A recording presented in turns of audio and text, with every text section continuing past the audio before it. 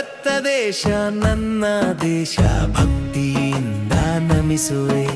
ವೈರಿ ಜನರ ಬಗ್ಗು ಬಡಿದು ದೇಶ ಹಿತವ ಕಾಯುವೆ. ದೇಶಕ್ಕಾಗಿ ಪ್ರಾಣ ತೆತ್ತ ಯೋಧರನ್ನು ನೆನೆಯುವೆ.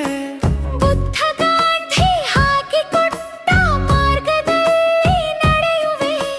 ದೇಶದೇಳ್ಗೆಗಾಗಿ ದುಡಿದ ಜನರ ಜೊತೆ ಸೇರುವೆ. ಭಾಷೆ ದ್ವೇಷ ಬೇಡವೆಂದು ಎಲ್ಲರೊಂದೇ ಎನ್ನುವೆ. ಸತ್ಯ ಶಾಂತಿ ನಾಡು ಎಂದು ಎದೆಯ